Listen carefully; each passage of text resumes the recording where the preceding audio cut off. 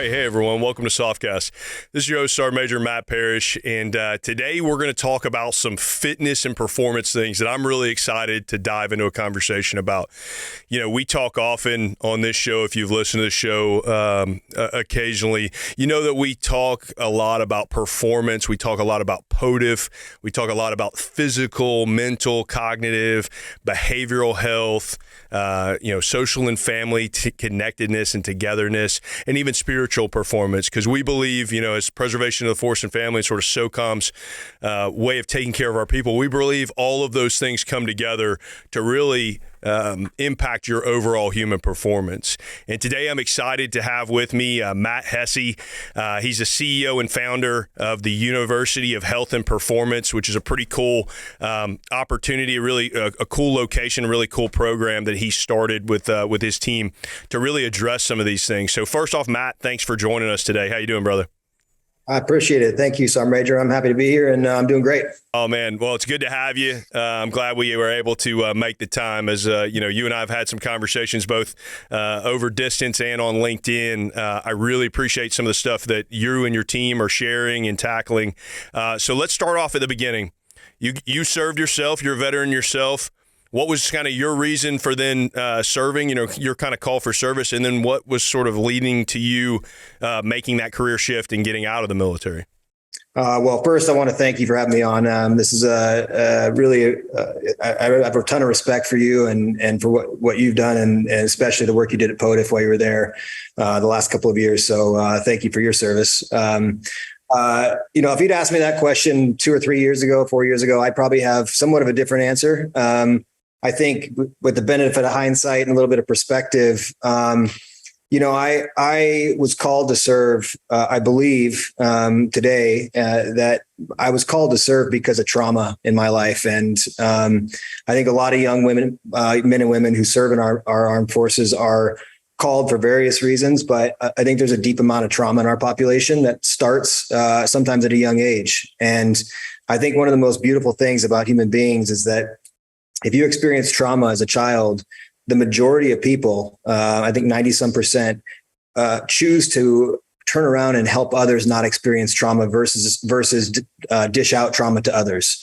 And I think that is I think it's a special trait that humans have, because if you think about dogs or any other animal, if you attack or harm an animal when they're young, they'll learn to attack and harm others. And human beings have a different way of coping with trauma and stress. And so, I believe I was called to serve through my own trauma and my desire to help other people not experience it. And I think our whole military population has something to relate to in that.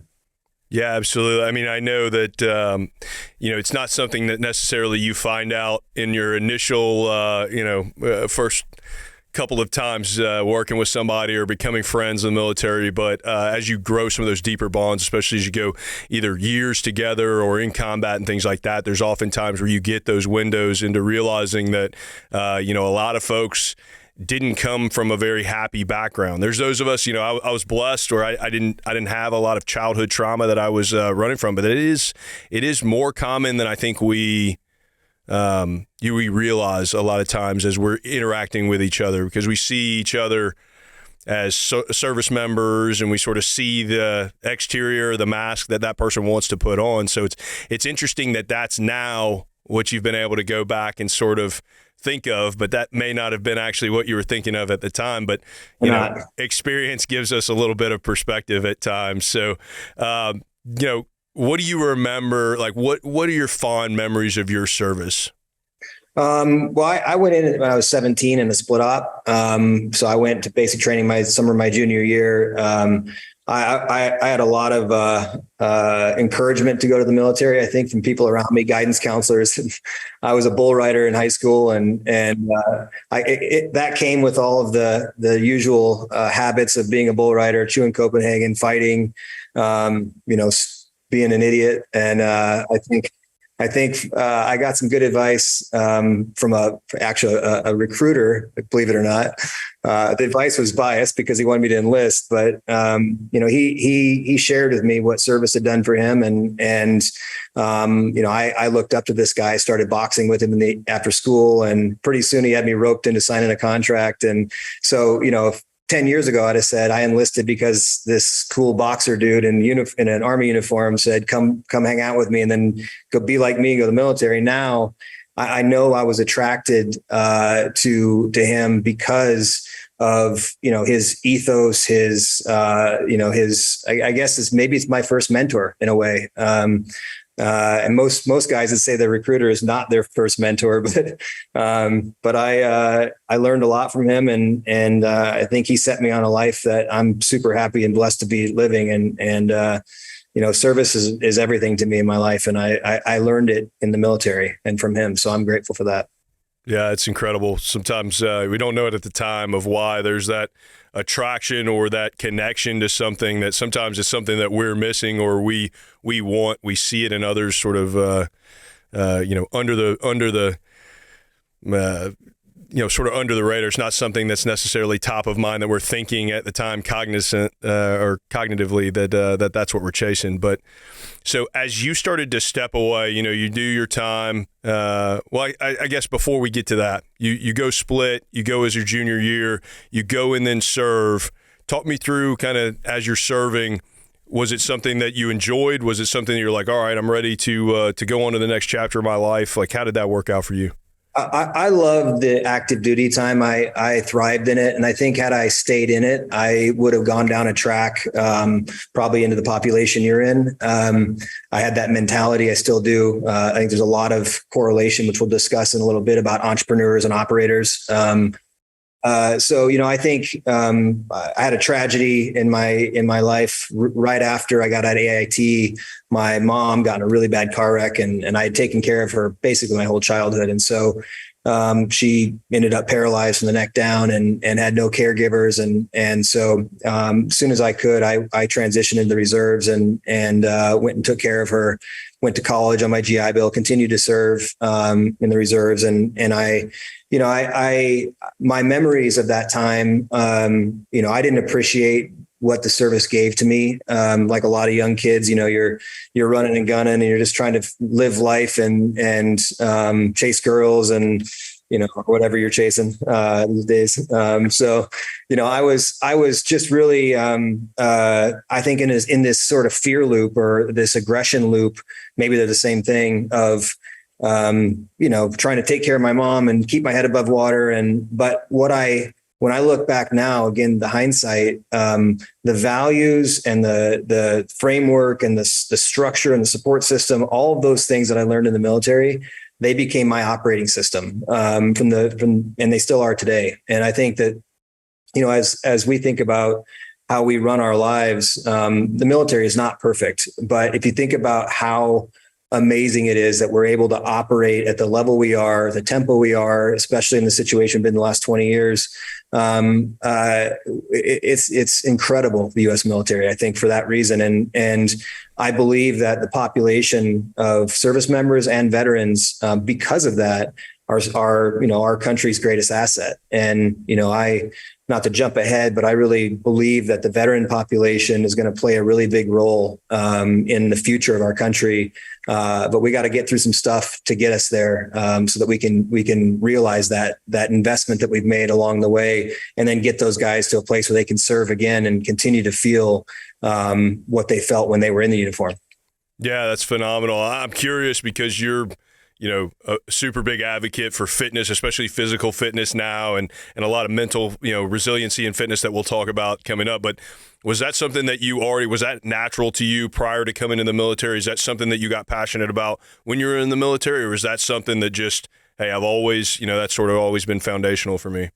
It became foundational for me because I used fitness and the sort of the funnel of aggression that you can put into fitness as a way to cope with, a really crappy situation.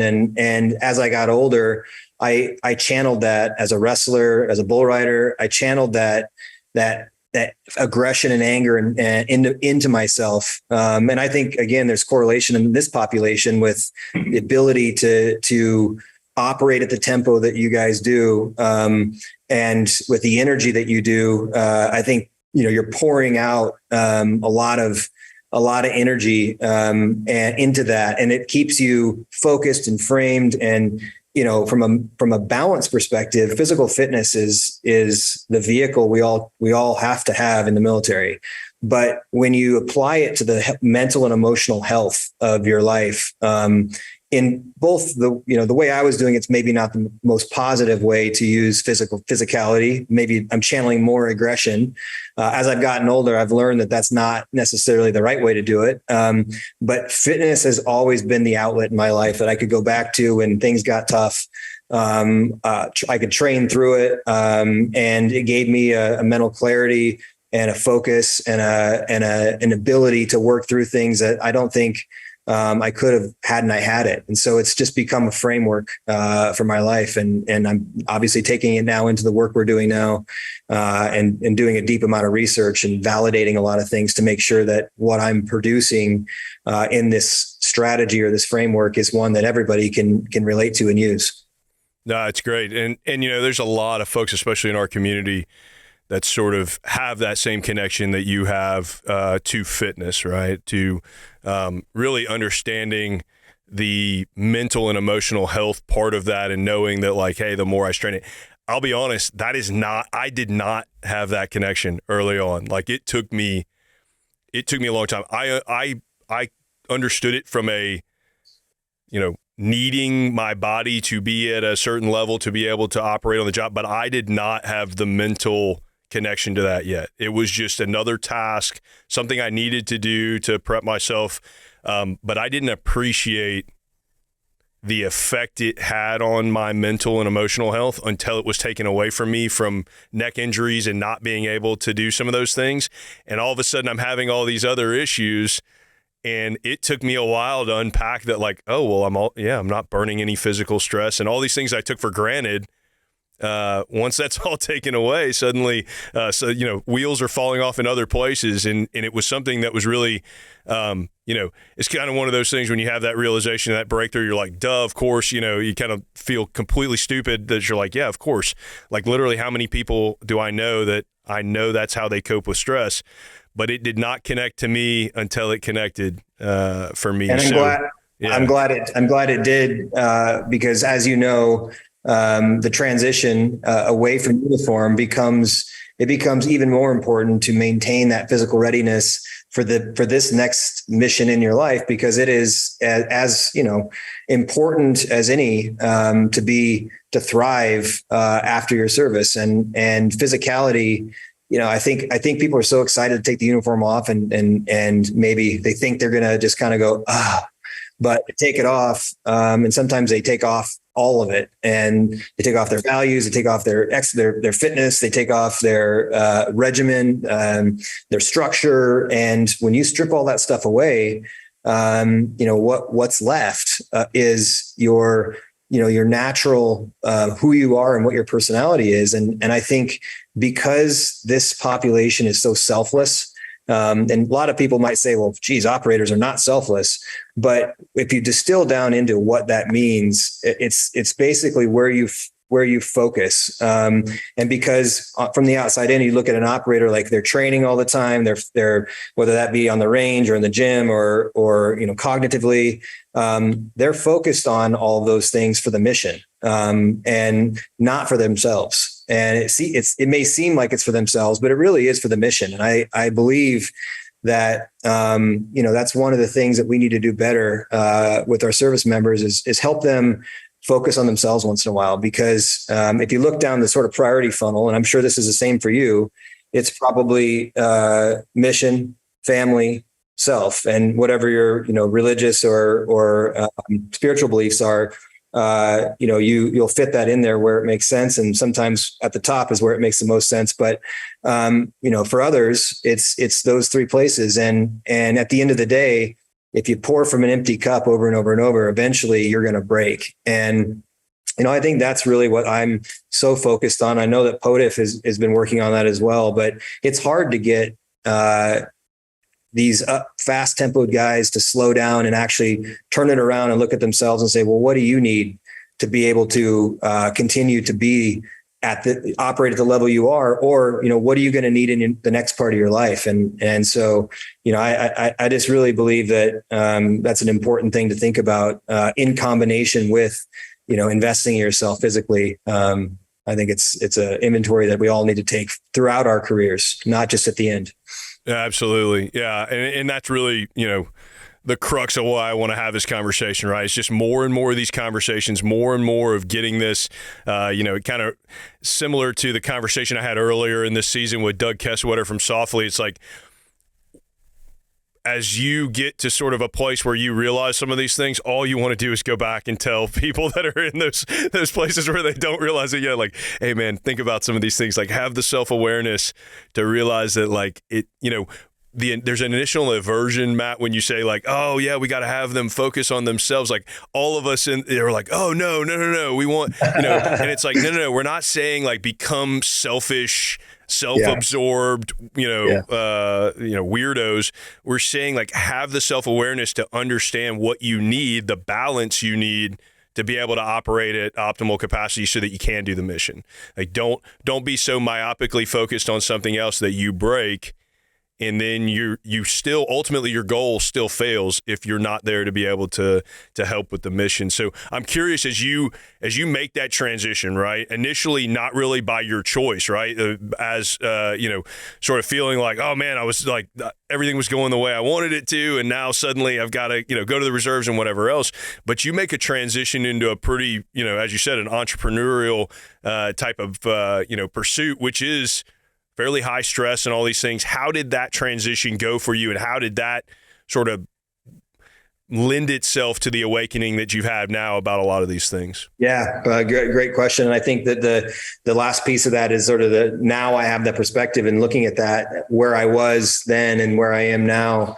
I think, when we come out of these sort of kinetic, high tempo situations, whether that's in the soft world or just repeating traumatic things in your life over and over, it creates this inadvertent fear loop. And I wrote a book, which I'll publish next year, about this, called The Purpose Blueprint. And the idea around this is that fear is a strong mechanism for movement, and meaning it can perpetuate you to attack things faster and more aggressively because not because you're scared necessarily, but because you're trying to control. And I think when you have a lot of these fast-paced environments, you get naturally into that loop. And when you come home from a deployment, you're home for 4 or 5 months, you're preparing for another one. That's not really, you can never really stop that energy. I know a few guys that are capable of that, but most guys continue to run that loop. And, that's where that sort of, it just speeds up faster and faster and faster. And eventually, you see it in people, they're breaking, especially now with 20 years of sustained combat. The breaks are happening as much muscular-skeletally, as much mentally as our muscular-skeletally. But we weren't really seeing this stuff, in the same way we were seeing this. And to your point, like, well, we don't want them to slow down. We want them to keep going.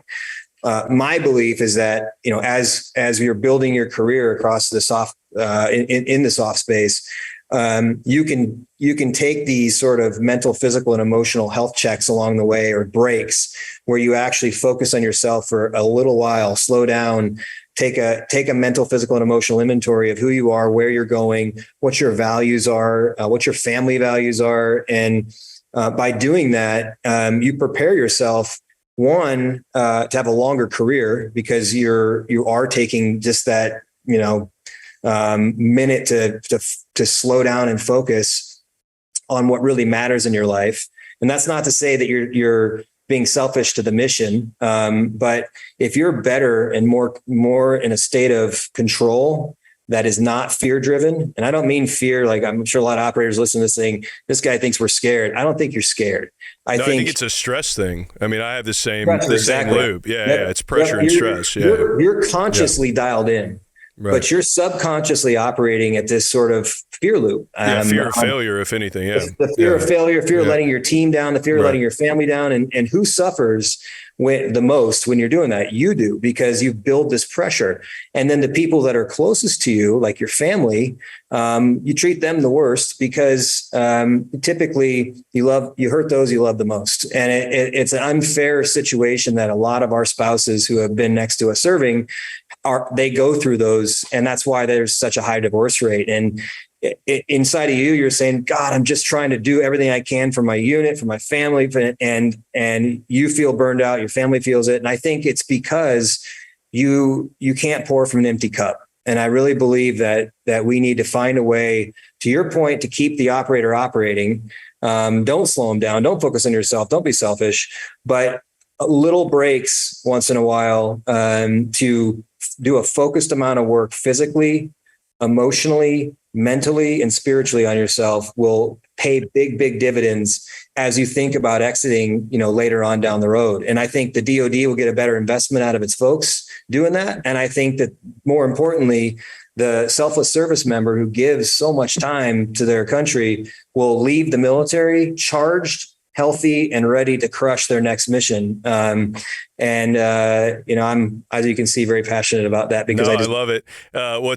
What's so timely about this conversation is I'm in the middle of the VA prep program, the polytrauma, all that stuff. And no, it's great because what I need is the time to go away and do that so that I can kind of unpack these things. But literally the last couple of days that I've been working through all these therapists is realizing that I'm pretty good at going from 7,000 to 10,000 RPMs. I'm not good at bringing it back down and having balance.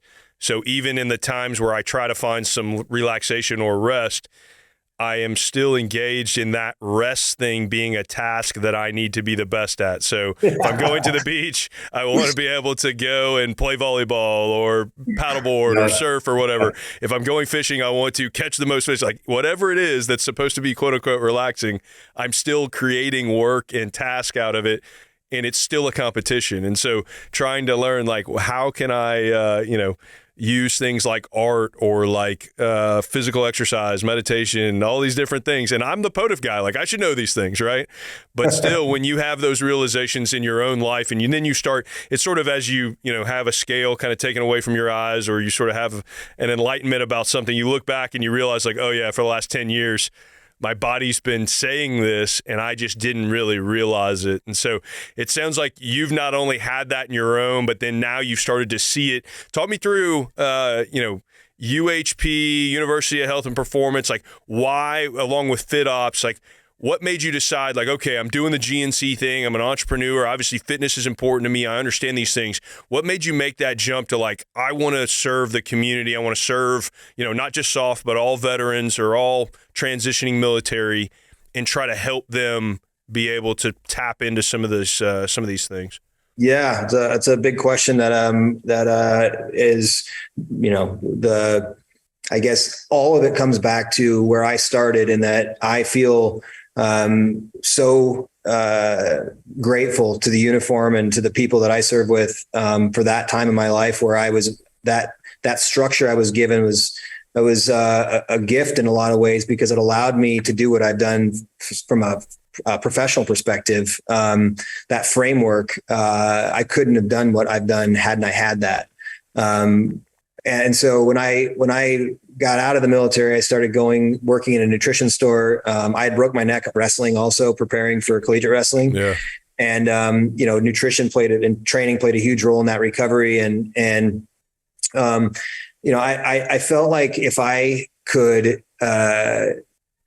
build my body as resilient as possible after that injury, while also helping other people do the same thing, because I was deep in study of trying to heal myself, then maybe that's a career where I could continue to serve. And I have that perspective now. I didn't have it then. I just knew I wanted to do that. Yeah.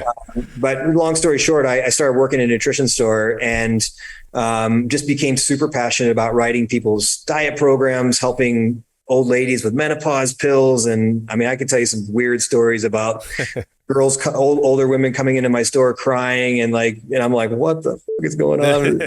And, but I got a lot of fulfillment out of helping them. And so, I took that and scaled it. I while I was in school, worked at a GNC store, but I was preparing to open my own, writing business plans. And I used my VA benefits to do that. And, ultimately I ended up owning about 15 different GNC stores. Over that time. And again, coming back to structure and leadership, the small amount of exposure I got to it, you guys have had, you've had 30 years or so of that, good leaders being around you, that I think you're coming out of the military with an incredible amount of knowledge, but also just having seen it done really, really well for so long. You also now do it really, really well, and you'll be a great mentor to others who are doing it really, really well. And that was one of the things that happened to me early on, was finding a mentor who would help me with the business side to match my aggression, which was really charged by, I don't want to fail. I don't want to be, I don't want this to be, it felt life and death to me to be successful in what I was doing. And so, I went at that with a lot of enthusiasm and energy and fear and aggression, and at a tempo that is, I think similar to the tempo you guys run at. And, I over the years, as I was building that business, obviously I learned all the hard lessons from not knowing I had to pay sales tax and having the sales tax guy come to my store one day and like, do you owe us $320,000? I'm like, what? And he goes, see that little number on the bottom of your receipt there? And I was like, yeah. And he goes, that's mine. So I promptly sold my house and my wakeboard boat to pay for my taxes. But the hard lessons along the way, I think are part of, while they're the hardest things you sometimes go through, they're the greatest lessons, because they help you elevate consciousness to the next sort of phase of what you're going to do. And so anyway, to make a long story shorter, I built this company. After I sold those GNC stores, I started building sports nutrition products and brands. And the idea behind that was I wanted to build a brand that would give me the platform to disrupt that space. And the idea was to open, 20 of these high performance facilities, all named after the brand, which was called Performix. It grew to be the largest brand in the US in 2017. I ended up selling it about that time. It was in the same way that what I'm doing at UHP is a holistic approach. I was not just selling supplements. I was writing people's diet programs. I was the same thing I was doing when I was in those GNC stores. And so, still service in some way, but it felt just a little bit, off, meaning, it was a great business. I enjoyed building it. It was fast paced and aggressive and, in an industry that's pretty fun, but something was missing. And about 2016, that all came to a head for me. My mom died, and she'd lived a really long time from being a paraplegic. She lived, 16 years or something like that. And she died. And when she died, all these memories from my childhood unlocked inside of me. And I mean, like a Tetris game, like all these memories started coming into my head. And I basically had a full on meltdown, meaning a mental break. I'd never experienced anything like that, because anytime an obstacle, whether it be an emotional obstacle or a financial one or a problem set of some sort, I just bust through it with aggression, physicality, not physical, but like, I just pushed through things, I think, in that fear loop. And my mom dying and all those memories coming back basically broke that fear loop. I was broken, basically. And so, here I am with this really successful business that I just sold, had a lot of money. I just finally stopped going through so many relationships and gotten engaged to my wife, who's an Australian. I'm a rich, broken guy who had 25 years, military and civilian combined, of just going really, really hard. And so I can really relate now at this time in my life to the transitioning service member, because that's often, especially in this world that you're in, there's just years and years of reps and hard work and aggression, and something at some point has to give. And so that's what happened to me. And so I'm really thankful it happened to me, but also it was the worst time of my life. All of the trauma that I'd had as a child, I kind of knew some of it, but what came out when my mom died was like a complete, amnesia. Yeah, it's crazy. Of like memories. Yeah. And I had to reconcile all of those things. And the trauma was way worse than I thought it was. And so I started wading through that stuff and working through it. This is, 6 years ago now. Inside of that work, I became deeply passionate and committed to understanding who I was, where I came from, and why I was feeling this calling back to my when I was 17 years old and putting that uniform on. And so I did a lot of work to understand that. And then I decided to start digging into the suicide epidemic in the veteran population. And I did that not because I felt suicidal, but because I felt the disparity that would lead someone to that. And it absolutely gutted me to hear that the people who I valued so much in my childhood, who had helped me so much become who I am, got home, whether it was from deployments or from this, chaotic fear loop. And the solution was, hey, I'm going to take my own life because I don't matter. And if you think about that, when you think about it in that context of people who just give and give and give and give, and then they feel so worthless for whatever reason that they think it's better that they would not be here anymore. And it just really, really touched me in a way that I couldn't stop thinking about. And so it was cathartic in that I was, again, trying to heal others. So at the same time, I was trying to heal myself. And I think that's our population. A lot of us are out there trying to make sure other people don't hurt, whether that be Afghans and seeing them suffer and not wanting them to suffer and being happy to be over there protecting them, or their fellow service members who are struggling and they want to help them. And so I think that what happened was I got to a point where I needed to turn everything outward, inward in some ways, give myself the ability to slow down, but then turn everything outward to this population and try to understand it. So long story long, I'm sorry. I jump into this and I start digging into data. I take a platoon of veterans in my network. I'd hired a lot of them and I'd seen a lot of them suffering, some of them deeply. And I took them to a Boy Scout camp in Texas, and we lived there for a month in little tiny bunk beds that were like 4 feet long, eating really crappy food, and basically working out every morning for a couple hours, studying in the afternoon, all different subjects, but mostly around like transition, physical fitness. I had a theory that personal training and coaching in general could be an avenue for people who want to continue to serve when they get out. And so I was exploring the idea of what if we took people who are lost, and the posture is now very different than this, but what if we took people who were getting out and not sure who they were or what they were going to do, and we give them this platform to serve others as coaches, physical and empathy-based coaching. And so for a month, we trained physically. We learned intellectually. At night, I got up and told my whole story to this, 40 people who I didn't know, 40 other service members who I didn't know. And I broke down crying my eyes out. And I'd never done anything like that in my life. And I felt like the weight of the world had come off of me. And what I saw in the eyes of everybody looking out from the audience, from me standing up there speaking, was they could relate to what I was saying.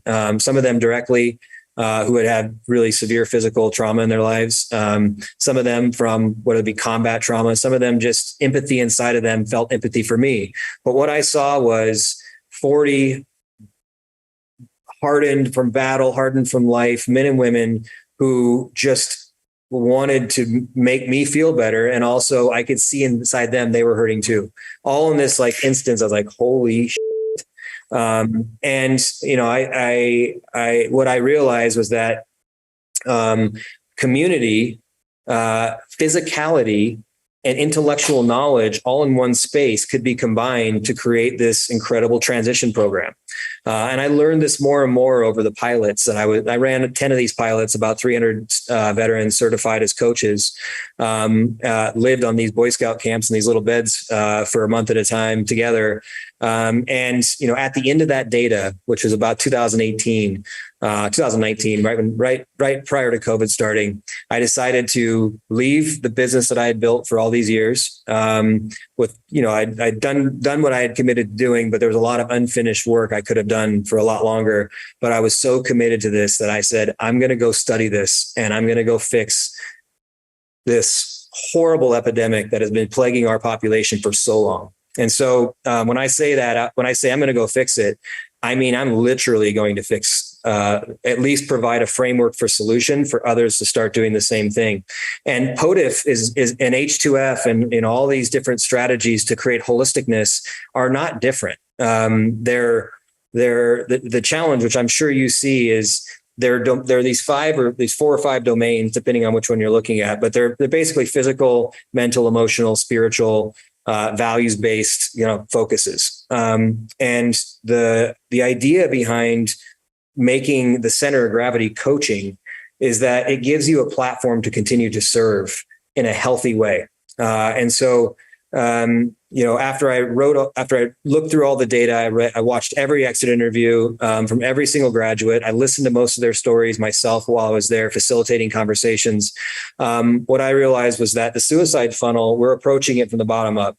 We're trying to treat the symptoms, and versus looking at what the actual situation has been for so long.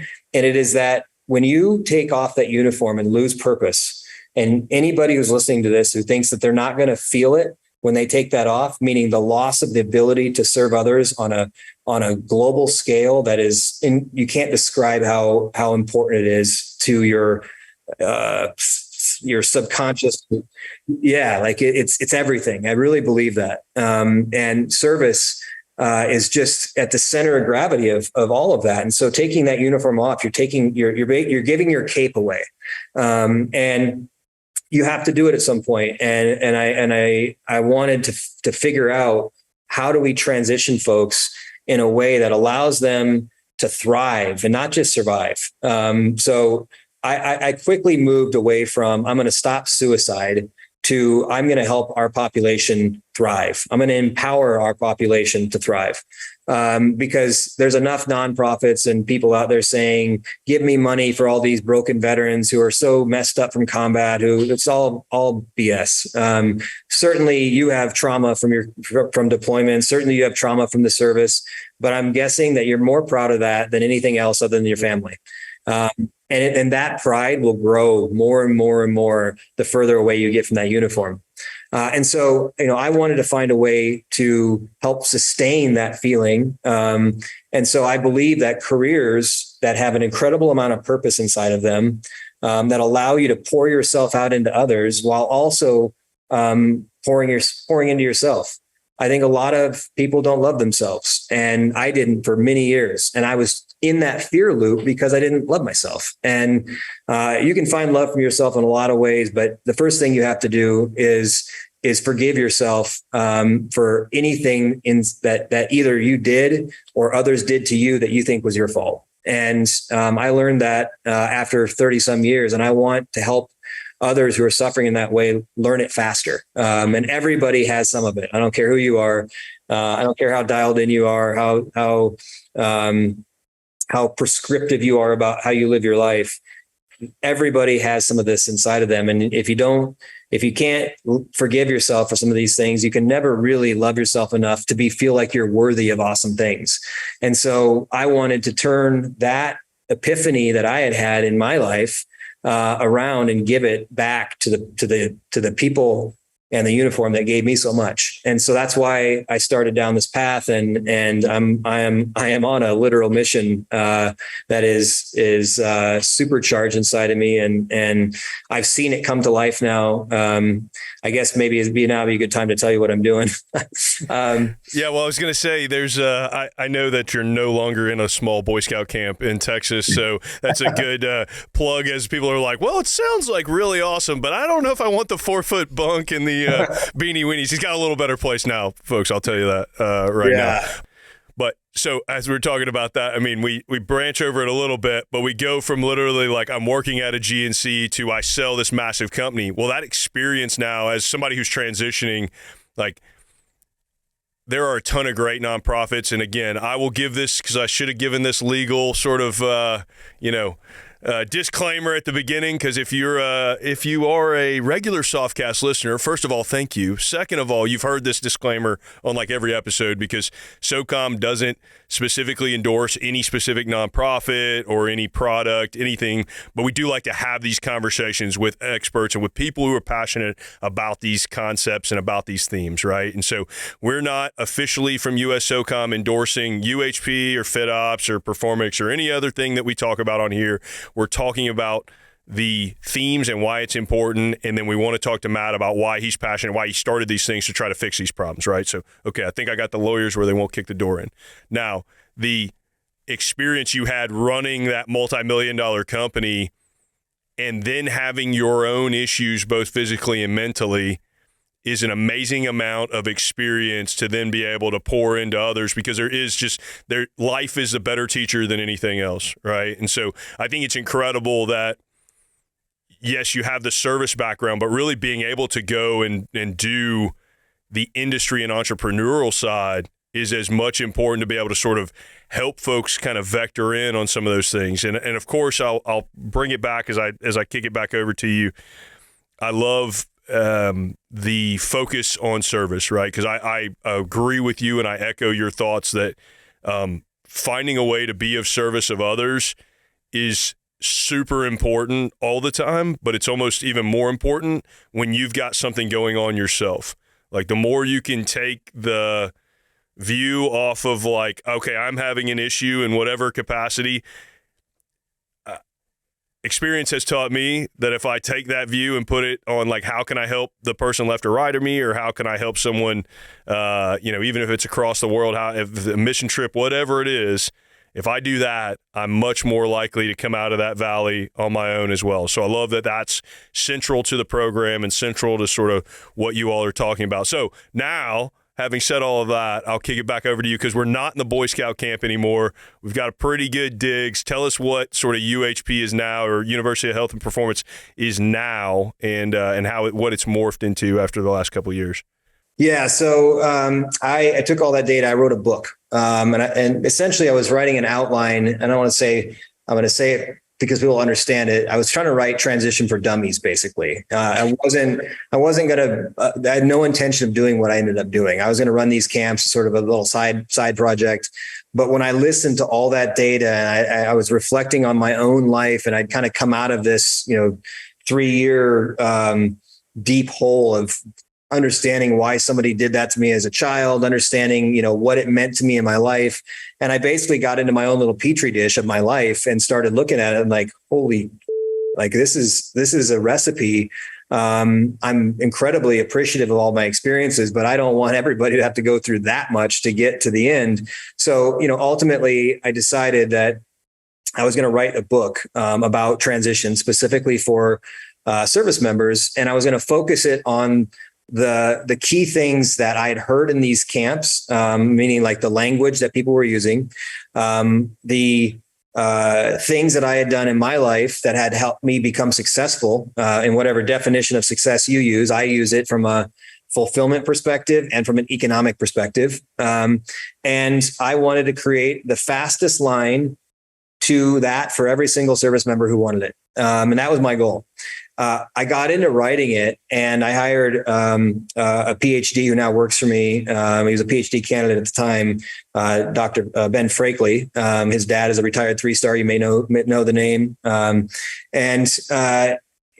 I started working through this with him, and we both sort of had this epiphany of like, if you take this and turn it into an accelerated version of what you were doing in those camps, meaning you formalize it through higher education and you really dial in each of the pieces, you could actually teach this in live versus do it in a book. And so rather than write the book and publish it, I decided to write it, turn it into curriculum, and then research my own book before I publish it. And that was the original kind of concept. And now it's been just sort of taken and blown out. And I'll tell you how that has happened. So in my life, and very similar to POTIF, I believe that there are 4 pillars that are critically important to focus on while you're operating, and also especially during your transition. And those 4 pillars make up the purpose blueprint. And they are think, train, feel, and lead. Think are your intellectual assets and knowledge and goals. Train are your physical assets, knowledge, and goals. Feel are your emotional awarenesses about yourself and how you relate to others. And then lead is your value system. And having a solid, defined, no bullshit strategy to live your life within the value system that you set. And it's important to set it before you get out, because if you don't, the likelihood of you bouncing around like a ping pong ball is high. And it's also likely you might end up in that funnel that we're trying to stop. So when I said earlier about the funnel going up and down, we're treating all of these things from the bottom up. And, we're treating suicide first and like, oh, we got to stop suicide. And then wow, it's pills. We got to stop pills. And then it's well, they're not working out. And then it's because of their community. It's basically, when you look at it that way, loss of purpose, loss of physicality, structure, community. Perhaps down here, it starts to get into substance abuses, treating yourself poorly. You get down in here, which is homelessness and drug use or whatever. And then, at the very bottom is where we don't want anybody to ever be. And unfortunately, way too many people are ending up there. And so I kind of combine this funnel with the concept of the idle mind is the devil's workshop. And because of especially the world you guys come from, there's a high propensity to start thinking about what you did in your life when you're trying to figure out what you're going to do in your life. And you can either do that from a healthy perspective and strategy, or you can do it from a chaotic one. And if you don't have a transition strategy, you're probably going to end up in the second one. And I think that's the literal difference between those who transition and thrive and those who transition and struggle. And so the purpose blueprint is about taking this inventory of all your passions, all your skills, and all of your experiences. Like, what makes you feel so good about, what are the happiest moments of your life and what are the saddest ones, and collecting, on a timeline data from each of those, and then distilling that down into what am I passionate about and what makes me the happiest. And then you should try to focus your life, whether it be your personal life or your career, to have more of that and less of that. It's not rocket science, and I'm definitely not a rocket scientist or anything close to that. I just have a lot of experience in having gone through this. And so I wrote this very simple book that turned into a very complex curriculum, how to think, train, lead, and feel and lead for your future. And then I built a 500-acre campus in the Ozark Mountains around the Spavinaw River, which has 200 bald eagles flying around it. It is a magical, beautiful cliffside retreat. And I built think, train, feel, and lead into the campus, meaning you're in think areas, you're in train areas, you're in feel areas, you're in areas where you're reflecting on your values. I hired world-class PhDs and psychologists, coaches in think, train, feel, and lead. And then I took curriculum that would help you discover who you are while you're there, teach you how to be a coach. And a coach is really just somebody that uses empathy to help others move forward in their life. It could be that you want to be a personal trainer and you get that certification while you're here, But really what we're teaching you is how to continue to serve others through the platform of inspiring and coaching other people. And you've been doing that your whole life, I'm sure, as the leader you are. You want to inspire others to lead healthy and thriving lives. And so when I look at the solution to the challenge that we're having, I believe it is first to turn you around and look at yourself and slow down. And when I say slow down, I mean actually, for once in your life, value the time to work on you, not to train for a mission, not to get more range time, not to prepare to deploy, not to protect your brothers on left and right, but actually focus on you.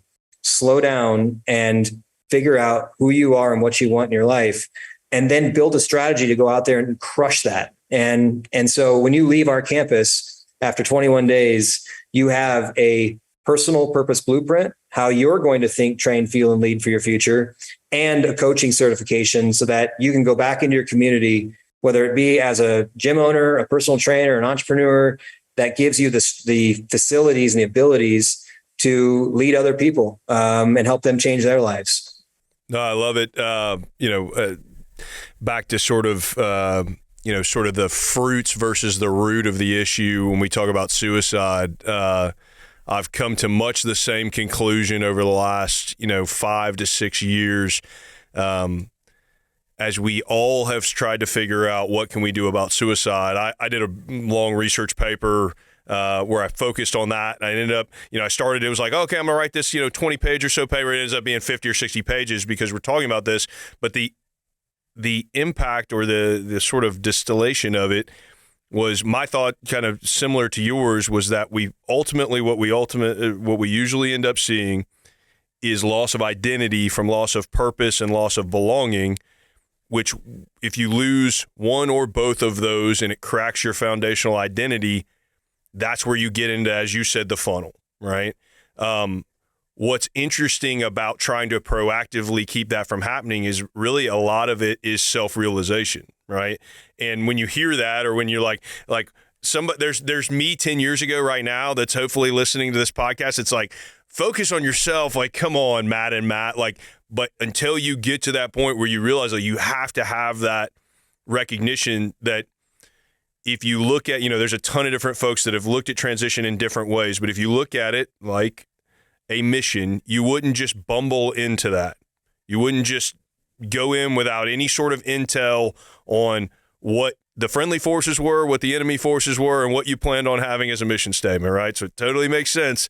If you're going to have a con op for a mission, you're going to have a blueprint in your vernacular there for your book. Like, we wouldn't do it any other way operationally, but a lot of times you sort of think like, oh, okay, well, I'll just kind of keep going along. Like, you would never do that tactically, right? And so how do you take that time, 21 days at your place, or, the Honor Foundation, you go through find your why, like all of these places are coming to the same realization that like, you need to know who you are before you jump out and worry about like, I was talking to somebody the other day. It's like, people look at transition specifically. If it's a marathon or it's a 12-mile ruck, there's a ton of people that are focused on like the last 500 meters or the last mile of that thing with like, this is how you dress, this is how you write your resume, this is how you, interview, all those things. It's like, all of that is great and it's all needed.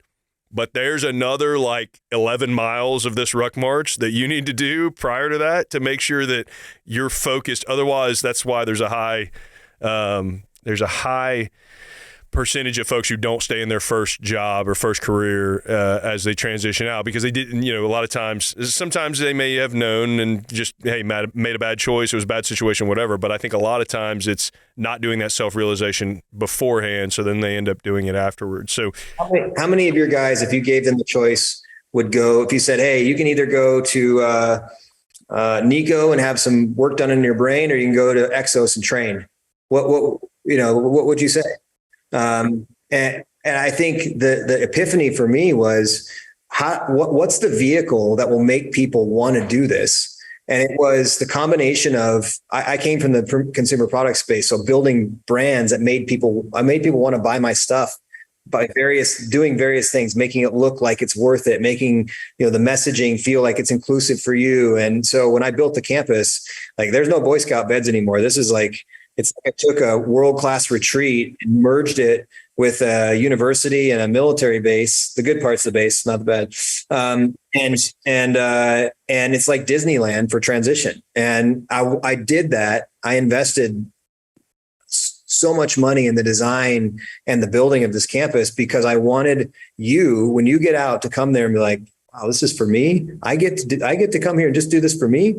And it really sounds simple, but it's the first time, I'm not, based on your personality, I don't think you were an operator that was kinetically like spun all the time. You probably had times in your life where you were, but I know a lot of guys, because I see them come to my program at the end of their career and they're so spun up from so much of the repetition of fear looping. And it's not that their trauma it's not that they're damaged. It just means that they haven't slowed down to forgive themselves for any of the things they did wrong, or not even wrong, but just to put a focus on themselves, to get themselves to a place where they felt okay about themselves. And so I want them to come there and do that along their careers. And, that's really the focus. It's not treatment, it's preventing it ever from happening. And so every soft guy that's been through my program has said, man, I should have done something like this after my second deployment, or after my third deployment, or after my fourth deployment. And I'm guessing if your wife at one point, if you just said, hey, I know I deploy a lot, I know I'm gone a lot, but I need to take a week or 2 weeks, and I need to go do some really focused time on myself to get myself in a place to be a better husband, father, teammate, operator, but ultimately so that I set us up to have a long, healthy, lasting career in this community where I get to serve at the highest level, and that I'm equally serving my family in a way that creates a platform for me to thrive, for us to thrive when I get out. And I think that, Matt, is whether, a lot of people are focused on transition. I think we got to get ahead of the bang. I really do. I think that's where the meat and potatoes of this is at. No, I 100% agree. And it's something that we, in some ways, are replicating, whether it be, like you said, there's a bunch of different programs, but POTIF, HPW, H2F, all those things.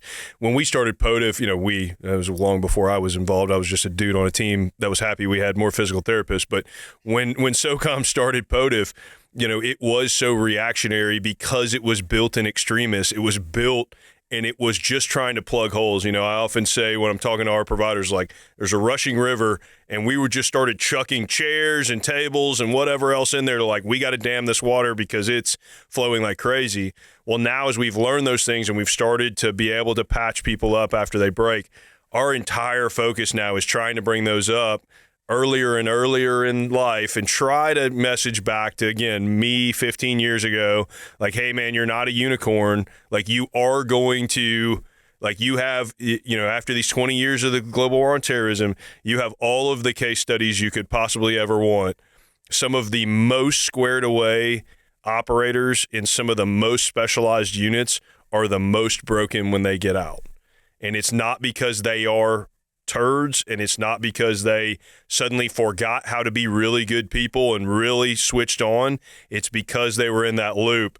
And, I was in that loop for a long time. It's only been recently over the last year or so that I've started coming to some of these self-realizations. And so that's why I love having these conversations, because it's important for all of us to realize it and then try to pay it forward, right? Try to pay it back to the folks that are still in. And I think partnerships in between, in my mind, and I talk about this with Congress and other folks, I don't need to build everything inside. Like, not everything has to be part of POTIF. It's all about connections and how do we maximize everything that's in the NFE space, everything that's in the VA space, everything that's in the, from the big services and installations, and then also what we have from POTIF to come together and all just make, the opportunities for these proactive self-realizations and sort of operator maintenance, as you said. It doesn't have to be a POTIF asset that does that. we need some awareness to make sure that we're giving everybody the opportunities. But I love, we got to start somewhere. And oftentimes we start at transition because that's when our people, quite honestly, are the most truthful and they're the most ready to have some of these realizations, right? So it's easier to get some of those folks to be more open about those things. And we've done a better and better job of working further and further back. And I think, with folks that are as passionate as you are and folks that are working hard, I think we'll get there where we'll continue, to show the value. It's really not going to be, just like, hey, man, I promise, trust me. It's going to be more and more people that go through these things and then come back and say, hey, this really, hey, you and I are friends, and I think you could really benefit from this. I think you should give this a call. So what you just said at the end there, Matt, is I think where this, I 1,000% agree. It starts in one place and it goes through. And I think part of what you just also said about it doesn't have to all be inside of POTF. One of the things about these programs outside of the service gives the service member, especially from your perspective and SOF perspective, the ability to go away to a place that's not part of the uniform. There's no rank. There's no, I think it just really changes the perspective when you get there because you can share anything at our campus and it's not going anywhere. And you're saying it to veterans and, National Guardsmen and other people who are not in your unit. You can tell them anything and they don't know who you are. They don't know where you come from. It's not like you go there and say, hey, I'm currently in first group and everything I say here, you shouldn't tell anyone. No one knows. And so anyway, I think it's just really important that we create more and more. I agree with you wholeheartedly. I think it's phenomenal. And I think there's a balance, right? Like there's an aversion a lot of times when I have these conversations with folks that are inside that are, our green suit psychs and things like that. There's a natural aversion to like, I don't want our people going elsewhere and doing whatever because that's the service that I provide. But I think there's a balance there, right? I think there's a balance where that shouldn't be if you're a listener and you need to talk to somebody about mental or emotional health, the only option doesn't have to be I have to go somewhere that's completely anonymous. Like there is room for both, right? There's room for a focused time away from the stress of work and away from a direct connection to your, team room, to your command structure, whatever. And there's places that you can get that from the VA. There's places you can get that from UHP. You can get those from a lot of different places and work through, if you're in SOCOM, work through your Warrior Care advocates that can help get you plugged in because we have Warrior Care program advocates at every one of our locations that when you go to them and say, hey, this is what I heard this Softcast episode. I'm interested as you go into UHP, like, cool, involve your advocate so that they're aware and so that they know what's going on and so that everything's above board so you don't get backlash at some point like, hey, why are you just taking leave and going to this random place? Like, your commands will support you in doing this operator maintenance. And so, Matt, as we're coming up to our time, and I really appreciate you talking. Like, I could talk to you for another 30 minutes, another 2 hours about this stuff, and we probably will at some point, probably not on a Softcast, but I want to turn it over to you. It's like a phenomenal story, first of all. Thanks for sharing it. Like, I knew some of this and I didn't know some of it, which I like. I like that for a podcast. I don't like to know everything that we're going to talk about because it's more interesting to find those things out. But from where you started working into an amazing, amazing company, selling that, having your own personal trauma, and then realizing sort of your purpose in life and reinvesting yourself and your time, energy, and assets into this, just a phenomenal story. And I really appreciate your willingness to serve that community, right? Like you didn't have to, right? But I think it's awesome that it was sort of laid on your heart that like, this is what my true purpose is. And so, I'm excited as you continue to grow. I think it's cool. I just saw on LinkedIn that you posted something about now you have an official sort of connection back to GNC, so it's sort of come full circle, which I think is super cool. Yeah. So folks that are coming out of UHP now potentially can go and work for GNC, correct? We have hiring partnerships with all kinds of companies, Equinox, GNC, everywhere. Yeah. So just phenomenal, man. I want to turn it over to you as we're kind of, drawing down on our time. Is there any sort of last words or anything else that you'd like to, share with our listeners that maybe we haven't talked about yet? Yeah, I think speaking specifically to the SOF community and as you think about getting out and you operate in this high pace, fast environment, and the civilian population doesn't necessarily operate at that same tempo. And you're operating that way because you have such high expectations of yourself internally. And sometimes when you get out, it makes it challenging because nobody operates at that tempo. I operate at that tempo, and sometimes I feel like I'm overwhelming people because I just want to get this done right now. Like I don't care what the roadblocks are. And so I think it's really important to put yourself in a position to win first by identifying your purpose. Like, you've been serving for so long. Service is who you are. I don't care where you go. Services has to be a component of that. And then, harness the entrepreneurial spirit. I think operators specifically have the right mix to do that. It's a goal of mine to build programs for operators specifically and for everybody, but a pathway that accelerates you into that entrepreneurial pipeline, gives you the exact education and tools you need to thrive. And so I just think it's really important to focus on yourself, identify your purpose, find yourself in a fast-paced environment where you can feel like you're living the way you lived in the last job that you had, and while doing it, enjoy yourself, love yourself, and if you ever find yourself opposite of that, come see me. I'd be happy to help find a way to get you in a better spot. Yeah, well, that's phenomenal, man. As I said, just a really great conversation. I really appreciate you taking the time and joining us and sharing. And last sort of thing, obviously I said involve your work carrier advocates on this, but if folks want to find out more about FitOps or UHP, how do they go about doing that? Yeah, so FitOps is a nonprofit that has scholarships available to operators, to everybody, honestly. John Cena is a huge donor to that program and wants everybody to be able to go if they want to go. So you can go there to apply. And then the university obviously is an application like any university. It's a lot simpler than that, but university is www.university-hp.com. Learn about what we do. If it looks like it's for you, we are committed to making sure that everybody has the opportunity to thrive, regardless of where you come from. We're here. So if you need us, come find us. Awesome. Thanks, Matt. Well, on behalf of General Clark, all of us here at USSOCOM, man, I really appreciate you taking the time and joining us today, and really appreciate everything you're doing for not just our community, but for service members and veterans, both in and out of SOF. And for all of you listeners out there, we really appreciate you tuning into another episode of SOFcast. Please take a moment, drop down, give us a 5-star review, recommend it to somebody in your team room or down the hallway so that they can find the same value out of some of these conversations that you have. Check us out on LinkedIn, Facebook, Twitter, Instagram, USSOCOM, and please, we keep hearing your feedback. We love it. It's really tailored a lot of the people and a lot of the topics that we focus on this show.